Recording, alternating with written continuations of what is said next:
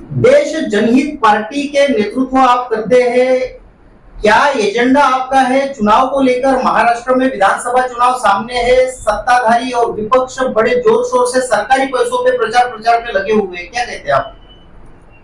देश जनहित पार्टी जो है अपना धर्मनिरपेक्ष विचारधारा के साथ पूरे भारत देश में काम कर रही है। शिक्षा, स्वास्थ्य और रोजगार को लेकर देश जनहित पार्टी पूरे महाराष्ट्र में काम कर रही है। अभी जो महाराष्ट्र की सरकार जो चल रही है, महाराष्ट्र की सरकार सिर्फ अपनी कुर्सियां बचाने का काम कर रही है, चाहे वो सत्ता में बैठे लोग हो या चाहे विपक्ष में बैठे लोग हो। इनका बारी बारी एक में एक का काम ऐसा चल रहा है जैसे दोनों आपस में सगे भाई हो, लेकिन लोगों को इनका बोलना ऐसा है कि हम आपस में दुश्मन हैं। तो इन्हीं के माध्यम से आज जो लाडली बहन योजना की जो उन्होंने स्कीम लाया है, 5 साल पहले क्यों नहीं ये स्कीम लाया उन्होंने? अगर 5 साल पहले स्कीम लाते तो कुछ लोगों का फायदा होता।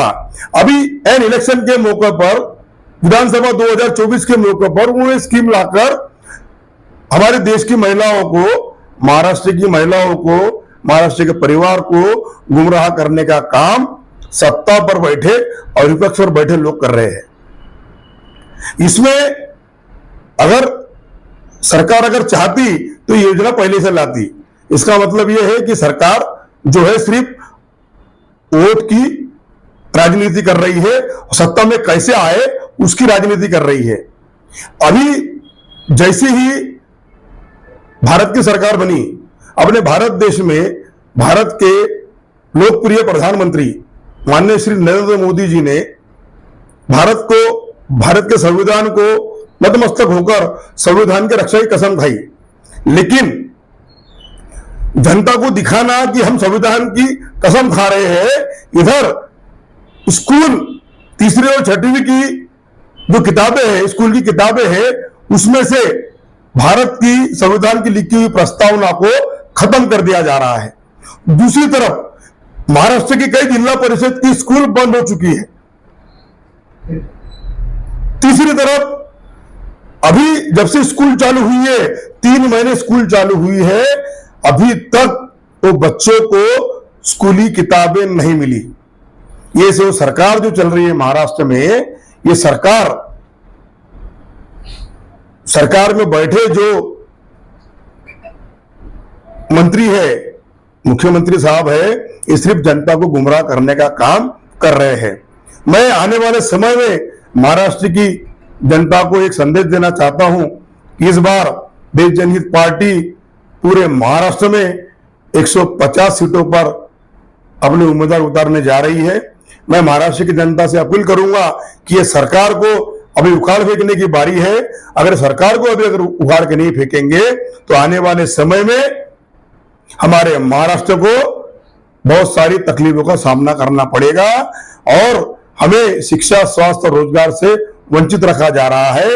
ये सारी जनता बखूबी जानती है, इसलिए मौजूदा सरकार बहुत डर गई है और नए नए प्रलोभन जनता के सामने रखकर जनता को गुमराह कर रही है। हाल ही में हुए लोकसभा चुनाव में जिस तरीके का माहौल महाराष्ट्र में बना था, क्या लगता है आपको आने वाले विधानसभा चुनाव में क्या माहौल रहेगा और आपकी पार्टी की क्या रणनीति रहेगी? देखिए, महाराष्ट्र के विधानसभा चुनाव में मराठवाड़ा से और कोल्हापुर से और मुंबई से और हमारे नागपुर से हमारी पार्टी की बहुत बेहतरीन तैयारी चल रही है और मैं उम्मीद करता हूं कि इस दफा जो है से बहुत अच्छा रिजल्ट आएगा, क्योंकि पहले भी 2024 में जो लोकसभा चुनाव हुए हैं उसमें बीजेपी को जिस तरीका से यहाँ पे शिकस्त मिली है, मैं उम्मीद कर सकता हूं कि इस दफा उसका पत्ता ही साफ हो जाएगा। सर, देश जनहित पार्टी महाराष्ट्र राज्य में विधानसभा की कितने सीटों पर चुनाव लड़ने जा रही है?